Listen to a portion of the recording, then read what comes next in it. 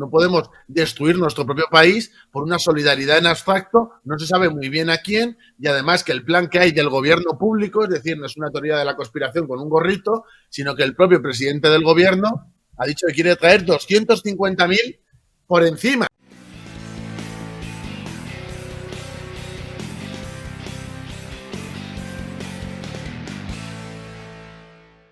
Pero vamos a lo de hoy, que es lo importante, y vamos a saludar a un buen amigo al que ya conocisteis en Periodista Digital hace varias semanas, y sé que os gustó, y os gustó mucho la conversación que mantuvimos con él y todas las ideas y todos los titulares que nos dejó, y por eso pues me ha parecido a mí interesante, y porque además acaba de presentar un libro y bueno, pues es de ley que lo conozcáis y que os acerquéis, un libro absolutamente imprescindible desde este momento.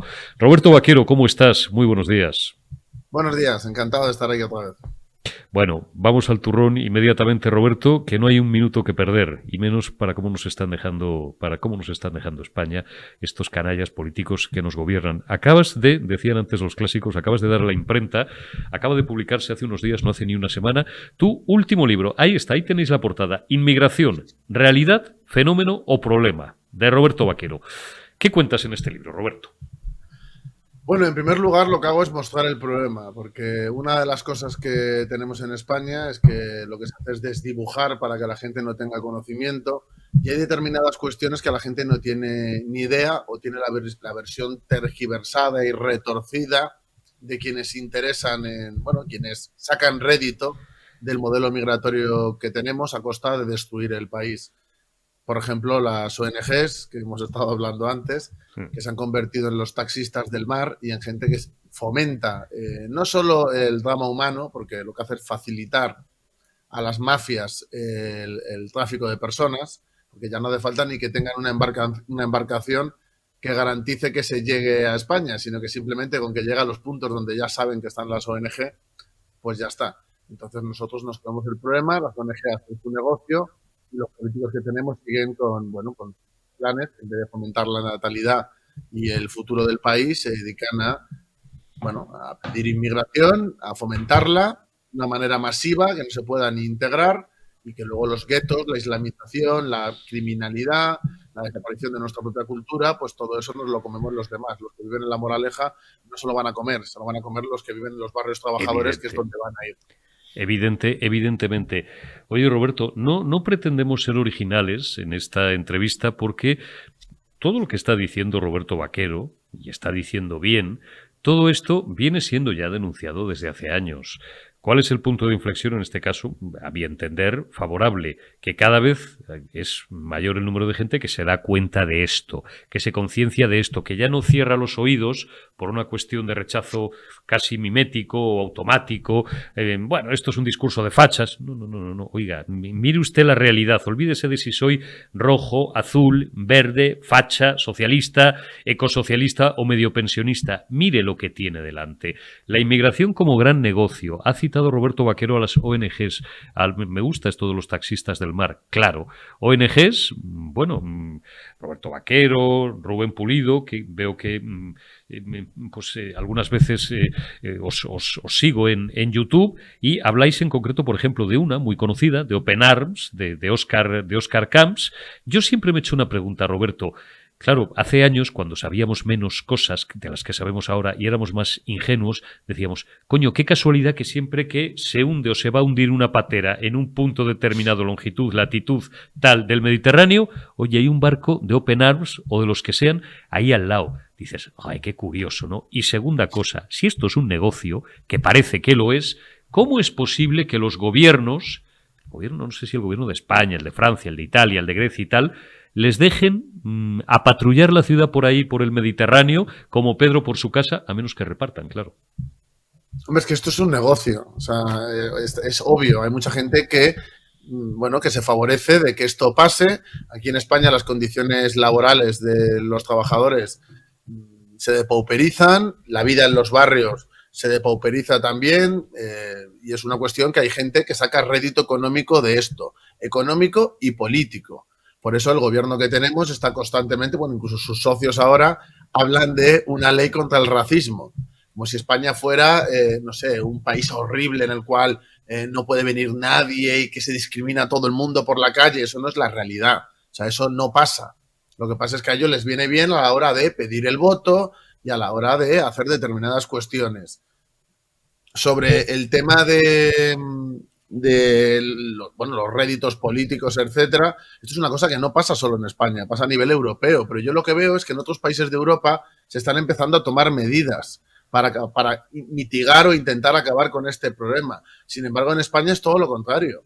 Tenemos una ley de extranjería que es un chiste y que desde las ONGs se pinta como si fuera el fascismo, que lo dicen literalmente algunos de sus portavoces, cuando en España se ha pasado de deportar a casi 20.000 personas al año, habiendo una población de medio millón, lo cual de irregulares, lo cual no me parece mucho, a menos de 2.000. Se habla de los CIE como si fuera un campo de concentración y es algo que no tiene carácter penal y además hay menos de 2.000. Se ha pasado de 18.000, 17.000 a menos de 2.000 y el CIE de Madrid está cerrado. Entonces se monta un relato fantástico en el cual se ponen imágenes como estas diciendo lo malo que es la ley de extranjería y la gente que está en la frontera, y en realidad esto es jauja. Aquí viene quien quiere, la ley de extranjería es de las más laxas de Europa, es decir, porque te pillen en situación irregular no se te puede expulsar, se te puede poner una multa, mientras en otros países de Europa sí se expulsa a la gente.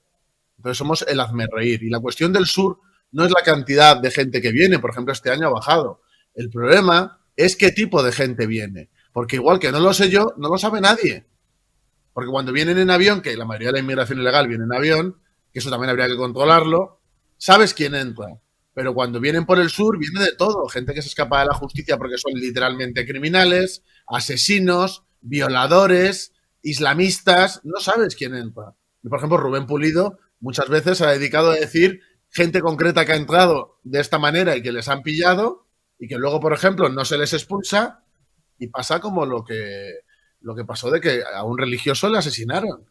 Y la gente habla de derechos humanos. Ese religioso, ese sacristán, no tiene derechos humanos. La gente que vive aquí en España no tenemos derechos humanos. Mi abuela no tiene derechos humanos. ¿Por qué? Porque ha nacido en España. Pues ha matado a trabajar toda la vida. ¿Qué privilegio ha tenido? Absolutamente ninguno. ¿Por qué tenemos que destruir nuestro país por una supuesta solidaridad cuando luego cuando vienen aquí lo que se hace con la gente es meterlos en barrios que no ni cogen a vivir en unas condiciones lamentables y a ser explotados? Es decir, esta gente que son los seres de luz aquí en España, estos del gobierno, que los derechos humanos, y luego cuando vienen aquí solo los quieren para explotarlos hasta que revienten. Lo que hay que hacer es ayudar a esos países a desarrollarse y nosotros seguir avanzando con el país. No podemos destruir nuestro propio país por una solidaridad en abstracto, no se sabe muy bien a quién, y además que el plan que hay del gobierno público, es decir, no es una teoría de la conspiración con un gorrito, sino que el propio presidente del gobierno ha dicho que quiere traer 250.000 por encima, es decir, contando los que se van, 250.000 cada año mínimo. O sea, dentro de 20 años, ¿qué va a pasar con España? Vamos a estar peor que Francia, porque Francia tiene menos porcentaje de inmigración que España. Es decir, tiene más décadas de regalar nacionalidades, pero aquí en España vamos por un camino también rápido. En España va a pasar peor que en Francia. ¿Quién quiere que en España haya ciudades como Marsella? Yo, desde luego, no. Y lo que hago con este libro es plantear el debate. Porque esto es una cosa que solo puede decir la gente de derechas, y el problema es que hay gente de derechas muy desnortada también. Sí. Y hay que sentar ya las bases de que esto es un debate que tiene que estar en el centro de la política, porque luego va a estar sí o no, y que hay que buscar soluciones viables cuanto antes, porque vamos a llegar a un punto de no retorno. Y desde luego Pedro Sánchez no va a hacer nada para no llegar a ese punto. No, y regalar nacionalidades porque como vienen dando en España, porque como sabe que se va a ir a su puñetera casa o a donde se quiera ir, pero lejos de Moncloa, pues tiene eso, regalar nacionalidades para que le voten. Y todo esto además nos permitimos el lujo en un país que tiene un 30 y tantos % de paro juvenil, estamos a la puñetera cola, y que doblamos el porcentaje de paro de la OCDE. Tenemos un 13 y pico % de desempleo oficial, Nos hemos explicado millones de veces, y Carlos Cuesta, que con sus pizarras y sus gráficos lo explica, Daniel Lacalle lo ha explicado aquí, pero otros economistas, no necesariamente todos ellos liberales, os explican la verdad del cuento y cómo están falseando las cifras del paro, mientras que en la OCDE el índice de paro es exactamente la mitad. Ahora, eso sí, como nos sobra la pasta, que sigan viniendo, Roberto, y que la gente siga consumiendo esa mercancía averiada. Como tú dices, buena parte de la izquierda, no ya toda, y parte de una derecha acomplejada e idiotizada, con muchos complejos, lo vuelvo a repetir, que no se atreven en la calle a defender este discurso para que no les llamen fachas. Y lo de las nacionalidades que dice, a mí la gente se me echa encima con esto siempre, es con lo que más me atacan. Me dicen, no, es que es muy difícil, en realidad estás mintiendo porque mi abuela, mi tía, eso es una evidencia anecdótica. Lo importante es lo general. Dicen, no, es que 9 de cada 10 se rechazan. Esos datos que dan, que os den la fuente, son mentira. Porque si vas al INE, que no es sospechoso de estar en contra del modelo migratorio porque depende del gobierno, más del 90% de las solicitudes se aprueban. Aunque se tarde un tiempo por la burocracia, se aprueban. Y en 12 años se han dado más de 1,5 millones de nacionalidades. Eso no es normal. Eso es jugar con algo que es importante. La nacionalidad es más que lo ponga en un papel. La cultura española existe. Y hay gente muy limitada y acomplejada, tanto a derecha como a izquierda, que no, es que por tener DNI ya es español. No, no es real. Si vive en un gueto separado y se cría en un entorno en el cual la cultura que le meten desde pequeño no es la española, no es español. Y hay gente que por sus limitaciones y sus complejos no lo ve, pero es la realidad. Y yo digo esto y me ponen de fascista para arriba. No. Pero la cuestión es que esto es algo necesario. Antes, Eurico, lo decías.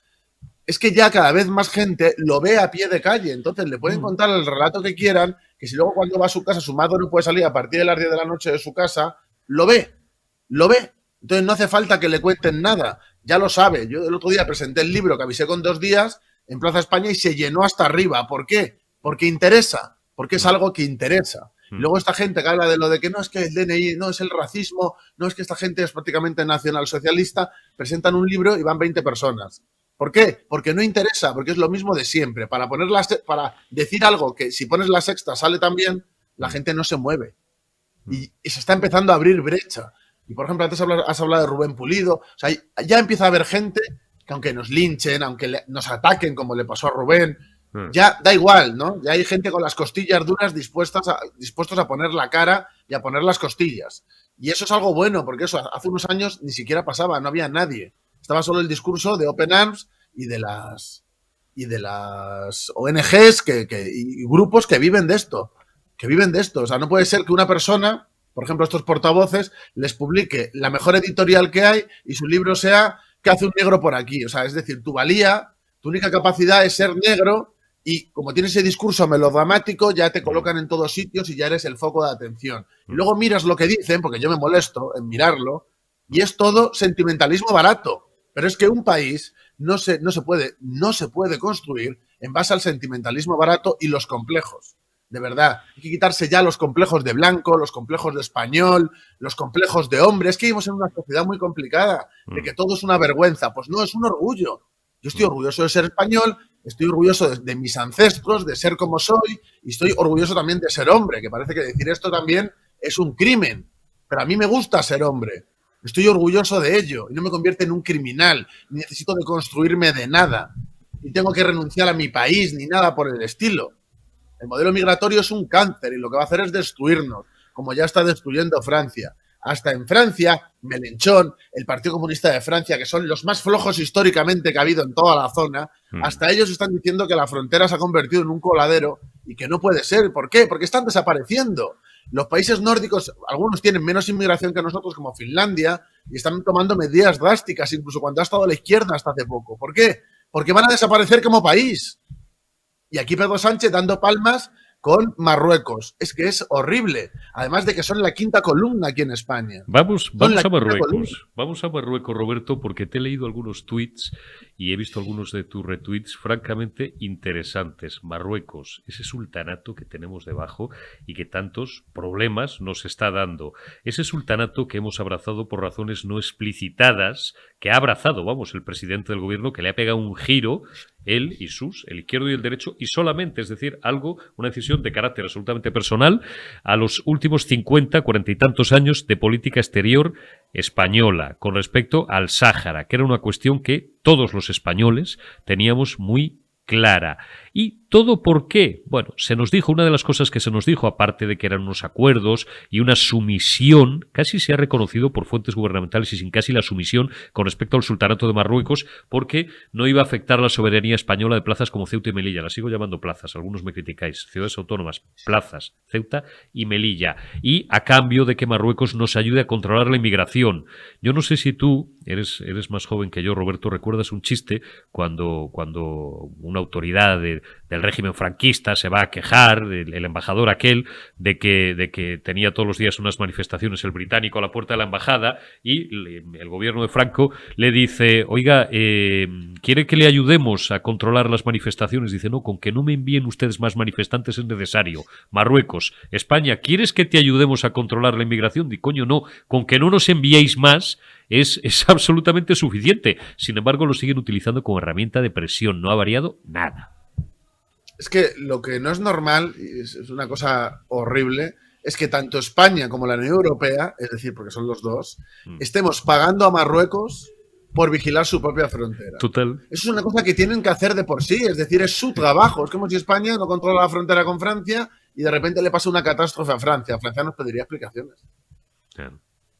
Y nosotros estamos dándole dinero, es decir, se están rearmando, que hemos visto la última compra que le ha hecho a Estados Unidos, Sí. se están rearmando por su competición con Argelia y luego no tienen dinero para patrullar la frontera, de verdad, y para comprar misiles a Estados Unidos, sí, ¿verdad? Se están riendo de nosotros y Pedro Sánchez lo que va a hacer es la genuflexión. Las aguas territoriales de Canarias prácticamente se las han quedado ya. Y están paso a paso y paso a paso presionando. Incluso ya hablan abiertamente de que son un lobby en España. El presidente del Senado de Marruecos no dijo eso porque sí, porque se le escapó. Eso es una estrategia de que quieren normalizar lo que ya está pasando y amenazar al gobierno de que va a tener 1 millón de marroquíes, porque claro, Marruecos, cuando cuenta a los marroquíes que hay aquí en España, no cuenta solo los que tienen documentación de Marruecos, también cuenta a sus hijos y también cuenta a los que se han nacionalizado. Y en esos cálculos lo que hacen es presionar a España de que hay más de 1 millón, que van a ser muchos más en el futuro, para condicionarnos y que trabajemos para intereses extranjeros. O sea, es de película. Es verdaderamente de película. Lo que habría que hacer es desarticular la red de control de Marruecos aquí en España.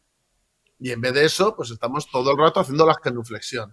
Y desde luego esto ya pasaba antes, pero creo que con Pedro Sánchez hemos llegado a un punto que es que cualquier persona con 2 dedos de frente, ya no es una cuestión de ideologías ni de nada, se da cuenta de que este señor es el mayor cáncer que hemos tenido en España en muchísimo tiempo. Pero eso a Sánchez le importa 3 cojones, con perdón, y seguirá regalando nacionalidades porque el 90% de estos le van a votar a él, o eso cree él, y probablemente sea cierto. Ya se cree él ver una foto a primeros de los 2000, que se hizo Zapatero, que se dejó hacer, no que se hizo, seguramente con toda la voluntad. Ha hablado Roberto Vaquero del lobby hispano-marroquí. Hay nombres muy conocidos, lo sabéis, los conocéis todos. Hay que tener mucho cuidado con esto porque últimamente les ha entrado un furor querellante brutal, pero son políticos, insisto, muy conocidos y ya los conocéis. Zapatero se hizo una foto con las 7 Islas Canarias detrás con su nombre en árabe, algo que muchos ya conocíais. Yo me pasé 2 años, os lo he contado muchas veces, en Canarias, en otro medio de comunicación, dirigiendo el centro territorial de aquella televisión en Canarias y para mí aquello era nuevo. Hablo de mediados de los 90, cuando me contaban los coroneles de la base aérea de Gando, entonces Gando y Gran Canaria, que Hassan II tenía ese mapa con los nombres de las 7 Islas Canarias en árabe. Lo primero que llegabas cuando aterrizabas en el aeropuerto de Gran Canaria, antes Gando, era una gran bandera saharaui. Todo eso lo hemos tirado por la borda desde que además, bueno, pues no nos dejaban pescar. Las aguas del Banco Canario Sahariano, como dice Roberto Vaquero, es que se las han quedado hace décadas, pero si es que ya hace décadas que las consideran suyas. Y el problema es que Marruecos siempre ha tenido el apoyo de los Estados Unidos, con lo cual, claro, pues España ha estado siempre ahí inerme, pero es que tampoco, y en los últimos años menos, nos hemos hecho respetar, Roberto, las cosas como son, y cada vez nuestra política es de una mayor sumisión, y eso alcanza también algunos gobiernos del Partido Popular, que aquí hay para todos y patadas.